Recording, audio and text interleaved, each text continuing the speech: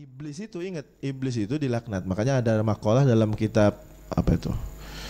Kitab Mukhtarul Ahadisin Nabawi apa?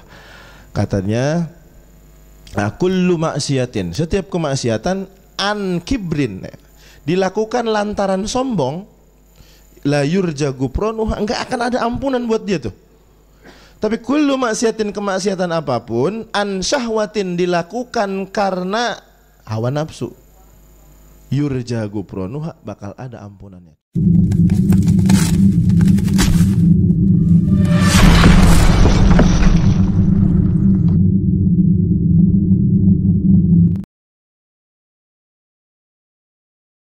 Assalamualaikum warahmatullahi wabarakatuh.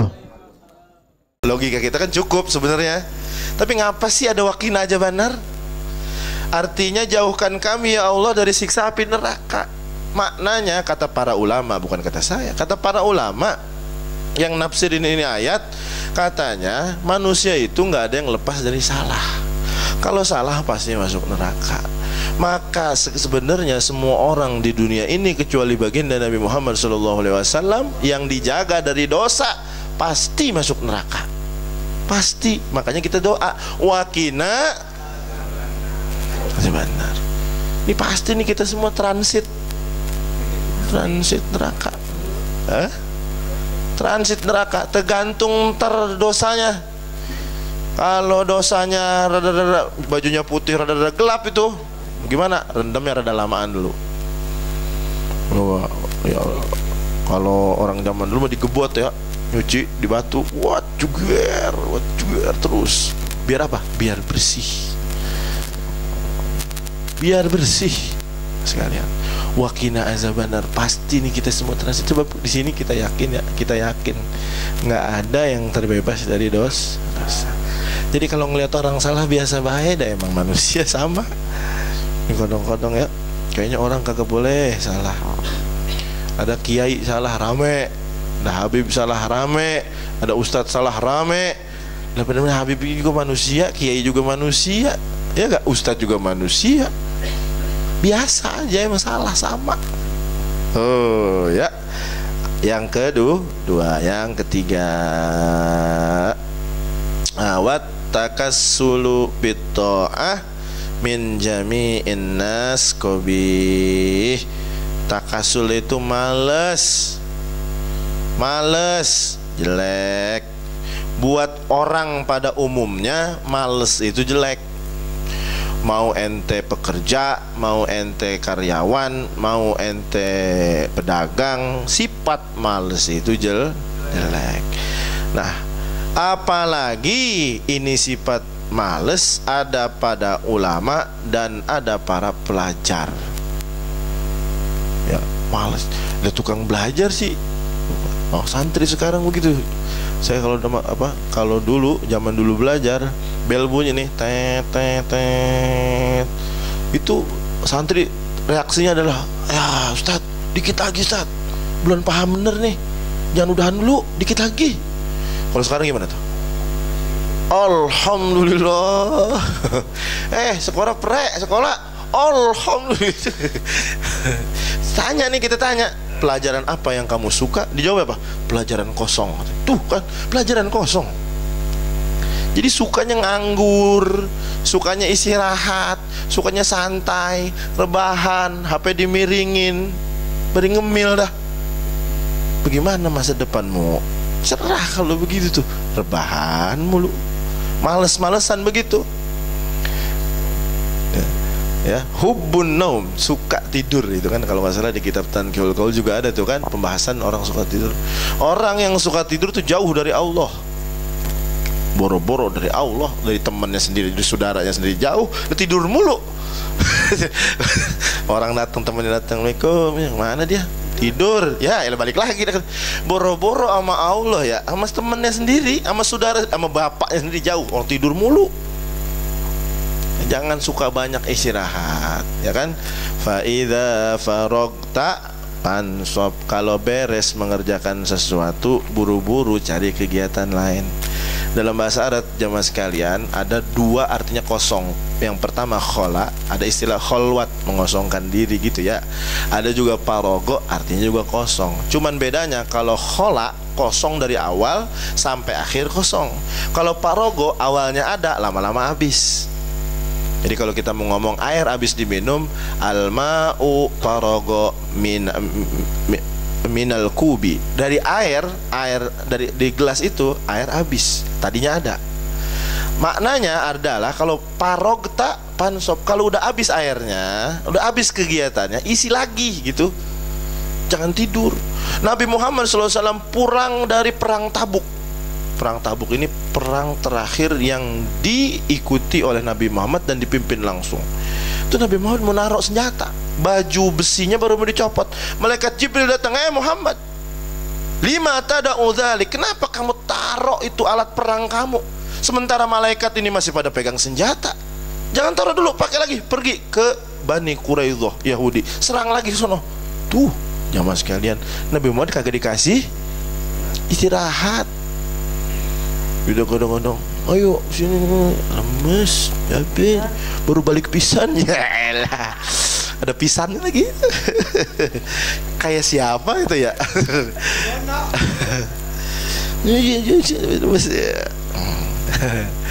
Ya Allah, tuh Nabi Muhammad jamaah sekalian, luar biasa tuh. Nggak dikasih nyantai, nggak mentang-mentang dia Nabi dia santai aja Nabi Muhammad. Nah, perang Tabuk itu jemaah sekalian, ada yang paling unik dalam perang Tabuk. Apa kata Nabi Muhammad? Dalam perang Tabuk ini adalah perang yang dimana kaum muslimin gak akan kalah lagi setelah ini. Jadi habis perang Tabuk kaum muslimin gak bakal kalah lagi, karena Rasul jamin itu lantaran Nabi pada perang Tabuk misahin orang munafik sama orang-orang yang benar beriman. Disebutin tuh namanya tuh 29 orang disebutin namanya. Fulan bin Fulan munafik, Fulan bin Fulan munafik. Serem banget tuh ya, dibacain nama Nabi, langsung pisah golongannya tuh. Cuman satu yang nggak disebut tapi dia munafik. Siapa dia? Ketua orang munafik namanya Abdullah bin Ubay bin Salul. Nggak disebutin. Kenapa Ustaz nggak disebutin? Padahal dia munafik. Kenapa dia nggak disebutin padahal dia munafik? Ya seorang se-Madinah gue udah tahu dia munafik, jadi nggak usah disebut lagi. Nah, udah pasti deh udah. Nah, kemudian yang paling unik, saking imannya para sahabat kepada Nabi, itu Nabi meremin mata. Ketika ngomong gak bakal kalah lagi, meremin mata.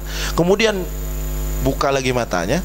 Terus Nabi bilang, bahkan nanti Romawi itu bakal kalah sama Islam. Padahal Romawi pada masa Nabi Muhammad masih ada, dan ngomong itu kerajaan yang paling susah ditaklukkan, paling hebat tenaganya, paling hebat kekuatan pasukannya tuh. Singkat ceritanya tuh, Nabi Muhammad bilang, nanti kebayang sama saya tuh, kegambar ada pintu gede, pintu gerbang Romawi, dan dari situ keluar satu perempuan. Perempuan itu namanya Syaimah. Namanya orang Romawi, matanya pada biru, cantik-cantik begitu, ya kan? Ini ada aja nih sahabat namanya Zakaria bin Yahya. Sahabat Zakaria bin Yahya langsung bilang gini, ya Rasul, itu yang keluar dari gerbang Romawi untuk menyerahkan diri pertama kali cewek. Iya, gimana kalau itu jadi ghanimah saya? Langsung ditawar. Ngerti gak? Jadi ghanimah itu kan harta rampasan perang, termasuk perempuan yang kalah itu diambil jadi hak yang menang. Ya Rasul, itu ntar kalau yang keluar perempuan buat saya. Emang sekilas kayak bercanda, tapi saking imannya sahabat dengan ucapan Nabi, saking imannya tuh, saking kuat imannya, belum kejadian udah dipinta. Kita sama hadis Nabi baca sih, cuman kurang percaya. Lihat kata Nabi, rakaatani, 2 rakaat minal fajri, sebelum subuh, khairun, lebih baik, minad dunya wa fiha, dari dunia dan isi-isinya. Percaya nggak kita? Ngelakuin nggak? Gimana sih? Katanya percaya. Percaya doang. Ini kita lebih baik dunia dan isinya tuh. Ini di dunia isinya apa sih? Kalah semua itu. Nah ini luar biasa nih. Sahabat Zakaria bin Yahya udah minta. Akhirnya Rasulullah tuh lagi cerita nanti satu saat Romawi bakal kalah. Kalau dia kalah, pintu gerbangnya kebuka, ada perempuan keluar dari situ. Ditanya sama Zakaria, cakep nggak ya Rasul? Cakep. Orang Romawi, buat saya ya Rasul ya teriak kalau menang. Bayangin tuh, saking imannya tuh. Cuman Zakaria bin Yahya ini terkenal bodohnya, ya, bahkan nggak bisa nulis, nggak bisa baca. Makanya dia berani tuh nyelak Rasul, dan Rasul maklum. Nawin kalau bahasa orang bojong mah pahami. Ya udah nggak apa-apa dah, biarin. Ketika Rasul meninggal, diganti Abu Bakar 2,5 tahun kurang lebih menjabat jadi khalifah, diganti oleh Amirul Mukminin Umar bin Khattab. Kemudian Umar mengirim Khalid bin Walid ke Romawi. Bener aja tuh kejadian yang digambarin Rasul percis, kagak meleset sedikit pun. Keluar dari gerbang itu tuh perempuan. Datang nih, siapa tadi? Zakaria bin Yahya. Nih jatah gua nih, tuh lihatin. Jatah gua nih. Dia langsung tandain jamaah sekalian. Khalid bin Walid sebagai pemimpin perang pada saat itu, nggak bisa. Sebab Khalid bin Walid belum ada pas di Tabuk, nggak ikut dia. Ada saksi gak? Ternyata diusut ada saksi. Bener, wahai Khalid bin Walid, dia pernah dikasih itu perempuan nama Nabi. Kejadiannya sama. Ternyata itu Syaimah adalah anak kepala suku. Kepala suku berarti paling kaya, bosnya ada begitu. Akhirnya bapaknya keluar, kemudian menyatakan menyerah, tapi dia bilang tolong kembaliin anak saya. Akhirnya kata Khalid bin Walid, kalau emang udah nyerah ya udah nyerah aja, tapi kembaliin anak saya. Tapi kamu harus tebus, sebab dia udah dimilikin sama Zakaria bin Yahya. Minta sama Zakaria bin Yahya tanya. Akhirnya dia datang ke Zakaria bin Yahya. Ya Zakaria bin Yahya, berapa nih kira-kira nih anak saya tebus? Akhirnya dia bilang 100 dirham. Wah, berapapun yang dipinta, namanya anak pasti kasih. Ini dia cuma minta 100. Sahabat heran, tapi dikasihin tuh 100, dikasihin lagi. Sahabat pada tanya, ya Zakaria, kenapa ente kasihin? Kok mintanya cuma 100? Dikit banget 100.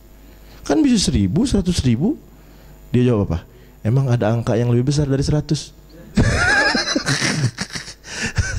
Saking polosnya tuh sahabat Nabi. Dia minta sama Nabi tentang itu perempuan, sampai dia ngelepasin tuh perempuan biasa-biasa aja. Kenapa? Enggak ditaruh barang-barang dunia itu di hatinya, ya mas sekalian. Naruh apa-apa di tangan, barang-barang dunia taruh di tangan. Jadi kalau hilang kagak sakit hati. Kalau naruhnya di hati, hilang kepikiran baik. Misalkan handphone, cinta banget sama handphone, naruhnya di hati nih, hilang, rusak, keselnya nauzubillah. Naruhnya di hati. Kalau ada barang dunia taruh di tangan aja, jadi hilang aja. Banyak tuh yang begitu tuh ya. Itu yang ketiga, terakhir, wat takabbur, sombong, belagu, minal agniya, dilakukan sama orang kaya. Kobih, jelek. Orang kaya belagu, jelek. Apalagi dilakuin sama orang itu ya. Susah juga ngomong ya. Itu pokoknya dah. Orang kaya sombong belagu, sombongnya itu jelek. Apalagi orang miskin. Kalau orang kaya kan, nah, dalam acara, dalam apa, tunjuk-tunjuk gue enak ya kan. Ini begini nih, begini, beres orang kaya, ya gak? Kalau orang susah itu, mau belagu apa yang dibelaguin? Yang jelas, at-takabbur itu adalah kesombongan itu adalah dosa.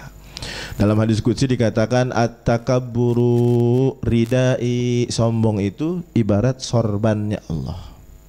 Sorban, ya, rida itu sorbannya Allah, selendangnya Allah. Maka barang siapa orang sombong seolah-olah make selendangnya Allah. Kita jangankan selendang Allah. Saya dulu di pondok nih, Pak Kiai pecinya ketinggalan, nggak ada yang berani ngangkat. Pecinya ketinggalan, nggak ada yang berani ngangkat. Kenapa? Kayaknya serem, ngeri. Ya gak? Apalagi sorban, dan sorban itu adalah sorban yang punya Allah. Songong ya nauzubillah kalau kita pakai. Kenapa? Sebab yang berhak sombong ya Allah Subhanahu wa taala semata. Karena Allah Subhanahu wa taala la ghaniyun hamid, yang maha kaya nggak perlu tuh. Maka iblis itu, ingat, iblis itu dilaknat. Makanya ada makalah dalam kitab apa itu? Kitab Mukhtarul Ahadisin Nabawi apa? Katanya kullu maksiatin, setiap kemaksiatan an kibrin, dilakukan lantaran sombong, la yurja gufranuha, enggak akan ada ampunan buat dia tuh. Tapi kullu maksiatin, kemaksiatan apapun, an syahwatin, dilakukan karena hawa nafsu, yurja gufranuha, bakal ada ampunannya. Contoh, ingat kisahnya Nabi Adam. Nabi Adam itu kan pala takroba, jangan deketin pohon ini. Tiba-tiba ya, kemudian tergelincir, dia deketin, bahkan sampai dimakan. Dalam hikayat itu kemudian terusir dari surga. Kira-kira motifnya Nabi Adam, motifnya dalam yang namanya melakukan kemaksiatan dengan cara mendekati pohon itu, sombong apa syahwat? Syahwat. Syahwat. Dia maafin nggak ujung-ujungnya? Dia maafin. Bahkan di surat Al-Baqarah jelasin patalak kok. Nabi Adam sebelum diusir nih sama Allah, Nabi Adam mau diusir, dikasih kalimat, bi kalimatin, baca nih kalimat, insya Allah Allah maafin. Kira-kira Allah sayang nggak tuh kalau begitu tuh? Jadi kita usir anak kita, berarti kita kasih ongkos begitu. Lu, gue pergi gak lu? Nih duit. Yang kita sayang sama anak. Nabi Adam diusir dari surga, bukannya kagak ada yang khosin, dikasih satu kalimat. Gimana kalimatnya?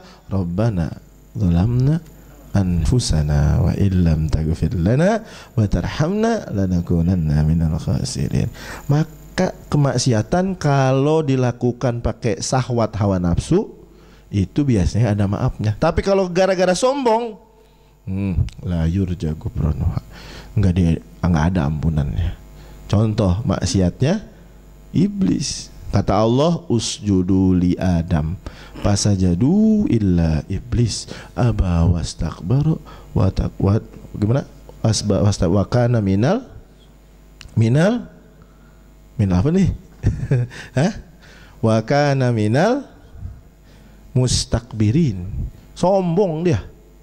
Ini apa kan iblis sujud sama Nabi Adam. Bukan iblis doang, malaikat semua sujud. Illa iblis, kecuali iblis. Nggak mau dia. Apa dia bilang? Enak aja. Emang duluan siapa di surga? Oh. Emang tuaan siapa? Kan aneh pribumi, ente pendatang. Masya Allah, banyak tuh kayak begitu tuh. Apa sih yang melatari itu begitu?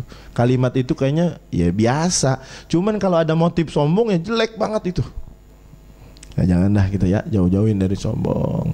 Orang sombong tuh kayak orang yang lihat orang dari lantai gedung yang paling atas pakai sedotan. Semua orang dilihatnya kecil, tanpa dia sadar orang lain juga lihat dia kecil. Di atas gedung, orangnya kecil. Lalu orang lain lihat dia juga kecil, sama aja. Maka kesombongan ini yang melantarkan setan. Kata sujud, kata Allah, nggak mau. Apa kalimatnya? Ana khairun minhu, saya lebih baik dari dia. Bacaan Quran saya lebih fasih dari dia. Hafalan Quran saya lebih banyak dari dia. Apa dia sih yang dipilih? Jadwal ceramah juga banyakan saya. Duit juga banyakan gua, mobilnya juga bagusan, terus beda semuanya. Tuh sombongnya, aduh ngolah hati, masya Allah. Makanya kesombongan itu adalah sebuah kehinaan. Istakbaro itu minta dihormatin, Ada kalau kabaro itu sombong besar. Kalau istakbaro, kalau ada isnya tuh biasanya artinya minta. Gosa ya risu, nolong. Istighosah minta. Goparo ampun. Istagparo minta ampun. Begitu ya. Jadi minta digedein gitu.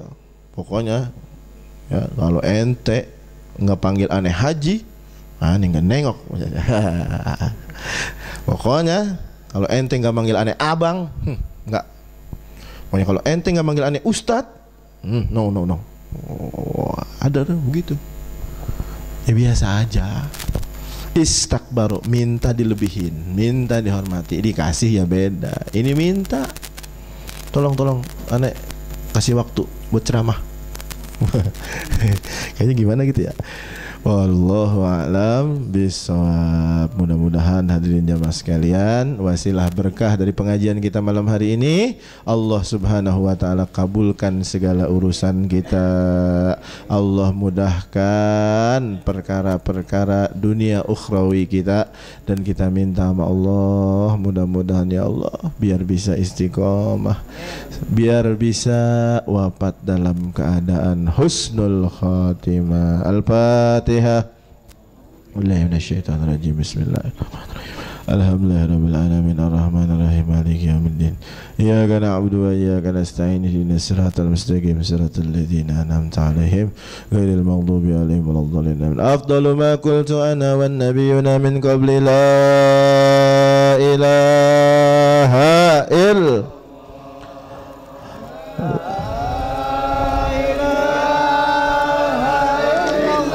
La ilaha illallah.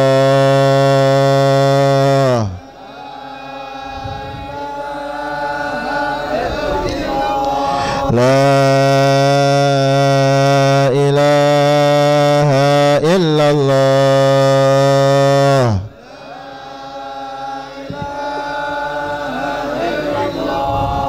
Muhammadur Rasulullah sallallahu alaihi wasallam. Allahumma ij'al jam'ana hadha jam'an marhuma, tafarruquna min ba'dihi tafarruqan ma'suma, wa la taj'al ma'ana wa la minna shaqiyyan wa la mahruma. Allahumma la tada' lana fi maqamina hadha dhanban illa ghafartah, wa la 'aiban illa satartah, wa la maridan illa shafaitah, wa la daynan illa adaitah, wa la hajatan min hawaiji dunya wal akhirati illa qadaitah. Rabbana atina fid dunya hasanah wa fil akhirati hasanah wa qina عذاب النار بفضل سبحان ربك رب العزة عما يصفون وسلام على المرسلين والحمد لله رب العالمين. Terima kasih atas segala perhatiannya. Mohon maaf segala kekurangannya kami yang bicara di sini tidak lebih baik daripada yang mendengarkan. Wallahul muwaffiq ila aqwamit thoriq. Assalamualaikum warahmatullahi wabarakatuh.